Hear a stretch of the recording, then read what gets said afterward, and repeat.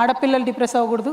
2 తెలంగాణ ప్రజలు గత 10 సంవత్సరాల్లో 12 సంవత్సరాల్లో దేనికోసమైతే తెలంగాణ తెచ్చుకున్నామో అది రియలైజ్ కాలేదు కాబట్టి టాపిక్ కూడా నెక్స్ట్ 10 years ఆఫ్ తెలంగాణ ఏంటి అని అడుగుతూ ఉన్నారు. సో లాస్ట్ డికేడ్లో ఏం జరిగింది, నెక్స్ట్ డికేడ్లో ఏం జరగాలి, ఇటువంటి ఒక పాజిటివ్ ఆలోచనతో ముందుకెళ్తా ఉన్నాం. నేను పార్టీ పెట్టినప్పుడు కూడా ఊరికే పెట్టలేదండి, చాలా మీరు అన్నట్టు నేను థింక్ చేశాను.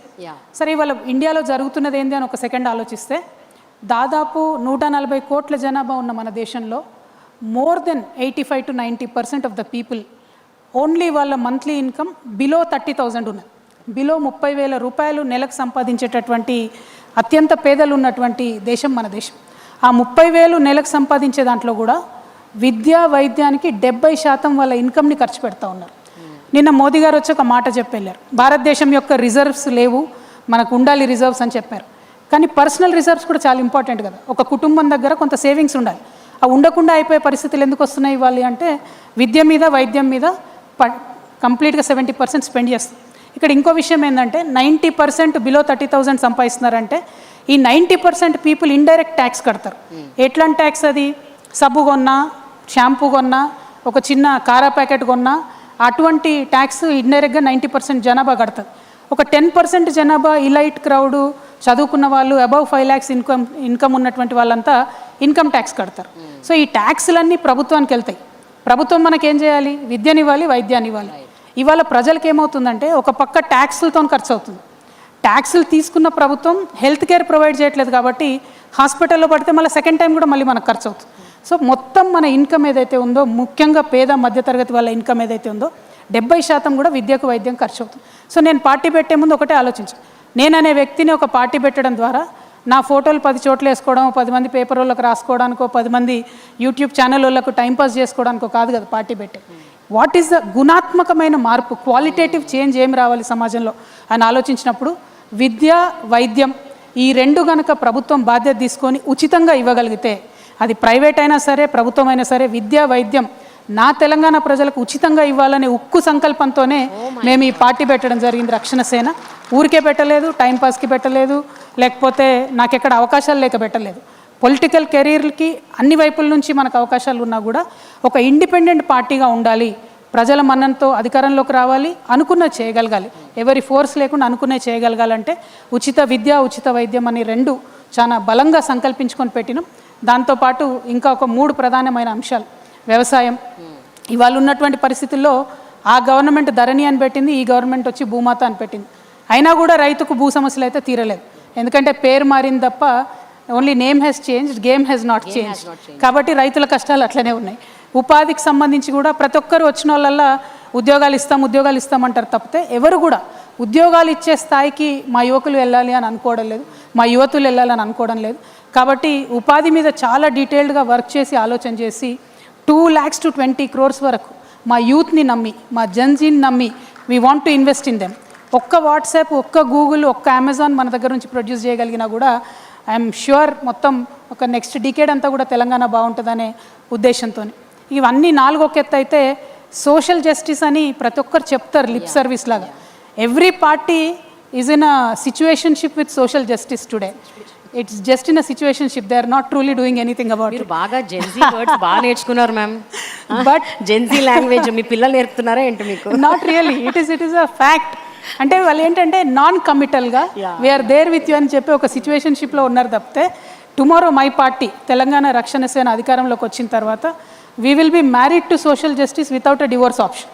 సో అంత డెడికేటెడ్గా, అంత కమిటెడ్గా, అంత సీరియస్గా సోషల్ జస్టిస్ కోసం పనిచేస్తాం. సోషల్ జస్టిస్ అంటే కేవలం కులాల ప్రాతిపదికన చెప్పట్లే నేను. వికలాంగులు ఉన్నారు, వికలాంగులకు కనీసం ఇంత పెద్ద సెక్రటేరియట్ కడితే ఒక ర్యాంప్ కట్టుకోలేదు మనం. వికలాంగులకు ఫ్రీ బస్ ఇవ్వడానికి ముఖ్యమంత్రి గారికి, ఇప్పుడున్న ముఖ్యమంత్రి గారికి మనసు రావట్లేదు. అదేవిధంగా సీనియర్ సిటిజన్స్ ఉన్నారు, వారికి ఫ్రీ బస్ ఇవ్వడానికి మనసు రావట్లేదు. అక్కడేమో బీజేపీని చూసుకుంటే సీనియర్ సిటిజన్స్కి ఉన్న ఆ మాత్రం రైల్వే డిస్కౌంట్ కూడా ఎత్తేసి పడేస్తారు. సోషల్ జస్టిస్ అంటే ఏంటి మ్యామ్? ఎవరైతే తమకు తాము హెల్ప్ చేసుకోలేరో వాళ్ళకి హెల్ప్ చేయాలి, వల్నరబుల్ సెక్షన్స్కి హెల్ప్ చేయాలి. ఇప్పుడు లొంగిపోయినటువంటి మావోయిస్టులు ఉన్నారు, దాదాపు 1,00,000 మంది ఉంటారు తెలంగాణలో. అన్ని గవర్నమెంట్స్ ప్రామిస్ చేసాయి మేము ఇది చేస్తాం అది చేస్తాం, ఒక్క గవర్నమెంట్ కూడా ఏం పనిచేయలేదు ఇంతవరకు. ఏపీలో కూడా అదే పరిస్థితి. అదేవిధంగా మాజీ సైనికులు ఉంటారు, 15 ఏళ్ళు సర్వీస్ చేసి ఒళ్ళు హూనం చేసుకొని వస్తారు, వాళ్ళకు కావాల్సిన ఒక చిన్న వెల్ఫేర్ మెజర్ కూడా ఏ గవర్నమెంట్ చేయడం లేదు. సో ఈ సోషల్లీ వల్నరబుల్ ఉన్న సెక్షన్స్ అన్నిటికీ ట్రాన్స్జెండర్స్ కావచ్చు, వీరందరి కోసం కూడా సోషల్ జస్టిస్ అనే కాన్సెప్ట్తోని we want to be very committed and work for them. అది కాకుండా మనందరికీ తెలుసు భారతదేశం అంటేనే కులాల వ్యవస్థ. సో ఎస్సీస్ కానీ, ఎస్టీస్ కానీ, బీసీస్ కానీ, మైనారిటీస్ కానీ, ఆదివాసీలకు కానీ అందరికన్నా ఎక్కువ మా ఆడబిడ్డలకు కానీ సరైనటువంటి అవకాశాలు రావాలి, సరైనటువంటి అద్భుతమైనటువంటి ప్లాట్ఫామ్ దొరకాలనుకుంటున్నాము. దానికోసమే పనిచేస్తాం. ఇంత కూలంకషంగా మీరు మొత్తం ప్లాన్ చేస్తానని చెప్తున్నారు కదా ma'am, but tell me very political scenarios ఎంత వైబ్రెంట్గా మారుతూ ఉన్నాయి అంటే they're so much changing around. And Gen Z culture వచ్చాక ఇంకా మనం పొలిటీషియన్స్ అంటే మనం అంటే నేను కాదు మీరు ద ట్రెడిషనల్ థాట్ ప్రాసెసెస్, ఇప్పుడు the traditional way of thinking, ఇవి చేస్తాం అవి చేస్తాం అవి ఇస్తాం ఇవి ఇస్తాం అని చెప్తే ఇప్పటి జనరేషన్ నమ్మే పరిస్థితుల్లో ఉందా? How do you make them believe that you are going to do rather than telling that I will do అంటే మీరు చెప్తారు చేస్తాము అని, ఎంతమంది చేశారు? సో ఈ క్వశ్చన్ రేజ్ అవుతోంది. And Gen Z is not willing. నేను ఆ పాట ఎందుకంటున్నానంటే 2010లో పుట్టిన వాళ్ళు ఇప్పుడు 2028లో ఓట్లు వేస్తారు. వాళ్ళెవ్వరికి కూడా తెలంగాణ ఉద్యమం గురించి కానీ, రెవల్యూషన్ గురించి కానీ, కేసీఆర్ గారు ఎంత కష్టపడ్డారు అవన్నీ I don't know how many people really know. I'm not sure. I don't even want comment on that. But నాకేంటి అంటే ఇప్పటి పొలిటికల్ సినారియోస్, ఇప్పటి పొలిటీషియన్స్ మీద ఎంతవరకు వాళ్ళకి నమ్మకం ఉంది? And when you say all of this do you think that will convert into votes? అంటే ఒక్కటండి, సిచ్యువేషన్స్ మారినా, ఫ్యాషన్ మారినా, ట్రెండ్ మారినా, ఎప్పుడైనా బేస్ కోర్ అనేటటువంటిది ఒకటే ఉంటుంది. What is the core of my party? What is my core belief? Telangana is my core belief. Telangana first is my core belief. Telangana mother బోర్డ్గా ఏదన్నా ప్రోగ్రామ్స్ చేయొచ్చు, ఏదన్నా ఆలోచనలు చేయొచ్చు, కానీ ఏది చేసినా అంతర్లీనంగా తెలంగాణ వాదం ఉండాలి, తెలంగాణ ప్రజల ఇంట్రెస్ట్ ఉండాలి. అది స్టేట్ వైడ్గా భారతదేశాన్ని చూసినప్పుడు ఇండియా యాజ్ అ కోర్ ఉండాలి, దాని మీద ఏదన్నా చేసుకోవచ్చు. సో జెన్జీ కావచ్చు, ఇంకోరు కావచ్చు, వాళ్ళు ఇవాళ మన లెక్క వరి అనకుండా రైస్ ప్లాంట్స్ అనొచ్చు, అన్నా సరే వరి అనేది, వడ్లు అనేవి భూమిలో పండుతాయి. సో ఆ గ్రౌండ్ కనెక్షన్ అనేది జెన్జీ కానీ ఎవరు కానీ లూజ్ అయితే సర్వైవ్ కాలేం. బట్ ఎస్, జెన్జీకి నేను అపాలజీస్ చెప్తా ఉన్నా, ఎందుకంటే we have spoiled the world for you. చాలా వాతావరణ కాలుష్యం జరిగింది, చాలా రకాల పొల్యూషన్ జరిగింది. Now Gen Z is worried about ఎట్లా పర్యావరణం ఎట్లా మారుతుంది, ఇట్లాంటి అనేక అంశాల మీద కొన్ని మనం చేయలేకపోయినాం, కానీ ఇంకా కొన్ని ఇప్పుడు కూడా దగ్గరుండి చేసుకోవచ్చు. వేస్టేజ్ నిర్మూలించవచ్చు, ప్లాస్టిక్ వాడకం తక్కువ చేయొచ్చు. We can definitely make the world a better space. But ఇవన్నీ చెప్తున్నా కూడా మీతో నాకున్న కంప్లైంట్, మీతో అంటే ప్రెస్ వాళ్ళతో నాకున్న కంప్లైంట్ ఏంటంటే ఎప్పుడున్నా ఏ చిన్న సమస్య వచ్చినా మా రాజకీయ నాయకులతో తప్పని రాస్తారు. కరెక్ట్ కాదండి. మేము at the core of our hearts మా ఫ్యామిలీ టైంని సాక్రిఫైస్ చేసుకొని సమాజం కోసం పనిచేయాలనుకుని వచ్చే వాళ్ళము ఫండమెంటల్గా కరప్ట్ ఉండం.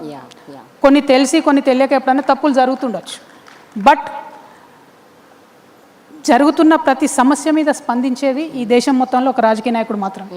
అండ్ ఇంతో అంతో భారతదేశంలో ఏ మార్పు వచ్చినా పొలిటికల్ పార్టీస్తోనే వచ్చింది. అంటే that is the beauty of democracy. ఆ డెమోక్రసీని ఇవాళ కిల్ చేసే విధంగా భారతీయ జనతా పార్టీ ఏం చేస్తుంది, ప్రాంతీయ పార్టీలు ఉండొద్దు అనేటటువంటి ఒక భయంకరమైన కుట్ర చేస్తూ ముందుకు వస్తుంది. డెఫినెట్గా వాటిని ఎదుర్కోవాల్సినటువంటి అవసరం ఉంది ప్రతి చోట. ఇప్పుడు తెలంగాణ ఫస్ట్ అని నేను ఎందుకంటున్నా, రీజనలిజం ఫస్ట్, నేషనలిజం నెక్స్ట్ అని నేను అంటానండి. ఎందుకంటే we are a union of states, we are not a central we are a federal setup. దాంట్లో ఆ రెస్పెక్ట్, ఆ గౌరవం ఎవరిది వాళ్ళకు ఉండుకుంటూనే, ఎవరి ఐడెంటిటీ వాళ్ళకు ఉండుకుంటూనే రాజకీయం చేయాలి. కానీ ఈ దేశంలో ఏ మార్పు వచ్చినా అది పొలిటికల్గానే వచ్చింది. అది గాంధీ తాత దగ్గర నుంచి మొదలు పెట్టుకుంటే ఇప్పటి వరకు కూడా ఏ మార్పు వచ్చినా పొలిటికల్గా వచ్చింది. That is why I'm inviting all the Gen Z, I'm inviting all the youth. అందరికన్నా ఎక్కువ మా ఆడబిడ్డలు నేను ఇన్వైట్ చేస్తూ ఉన్నా. మీరు బయట ఉండి పొలిటీషియన్స్ బాగాలేరు, పొలిటికల్ పార్టీలు బాగాలేవు అంటే కుదరదు. రావాలి, పాలిటిక్స్లోకి రావాలి, పొలిటికల్ పార్టీస్లో చేరాలి, దగ్గరుండి ఏం చేయాలో ఏం చేయకూడదో అని చెప్పి ప్రజలకు బాధ్యత వహించి చెప్పాలి. కానీ దూరం నుంచి విమర్శించడం ఈజీ. ప్రెస్ వాళ్ళని కూడా అదే అంటున్నారు, మేము చేసిన మంచిని మీరు చెప్పరు మేడం, మేము చేసిన మంచిని చెప్పరు, పొలిటీషియన్స్ చేసింది. మీరు మాత్రం ఎంతసేపు ఏదైనా చిన్న తప్పు దొరికితే ఇదైపోయింది అదైపోయింది అని అనడం తప్పితే మేము చేసిన మంచిని చెప్పరు. సో ప్రెస్ మిత్రుల్ని, ముఖ్యంగా వేటు న్యూస్ వాళ్ళని కూడా కోరుతా ఉన్నాం, పొలిటీషియన్స్ చేసే మంచిని కూడా దయచేసి చూపించండి అని మా రిక్వెస్ట్. మ్యామ్ స్టార్టింగ్లోనే మిమ్మల్ని బాగా పొగిడాను నేను. మ్యామ్ తెలంగాణ రక్షణ సేన is it inviting Gen Z memberships and getting into the party? Absolutely we are. I believe Gen Z can make a lot of difference. పక్క దేశంలో చూసినాం నేపాల్లో, they have literally over through the resume, ఒక గవర్నమెంట్నే పడేశారు. ఇక్కడేమో చాలామంది కావాలి గవర్నమెంట్లను మార్చాలంటే, కానీ అక్కడ కేవలం 18 to 29 ఇయర్స్ లోపల ఉన్నటువంటి పిల్లలు ప్రభుత్వాన్ని తీసి అవతల పడేశారు. అంటే ఆ కాన్షియస్నెస్ ఇక్కడ మన పిల్లలకు కూడా రావాలి, అది మనం అలౌ చేయాలి. కానీ మనం ఏంటి, మన పిల్లోడు వాడు ఇంజనీర్ అవ్వాలి, డాక్టర్ అవ్వాలి, అమెరికా పోవాలి, డాలర్లు సంపాదించుకోవాలి అనుకుంటాం. అట్లీస్ట్ మన 2 తెలుగు రాష్ట్రాల్లో ఉన్నది. నేను కూడా ఆ కోవకు చెంది బాయిలర్ కోడి పిల్లలాగానే అమెరికా దాకా పోయి వెనక్కి వచ్చాను. కానీ తెలంగాణ ఉద్యమం నాకు నేర్పించింది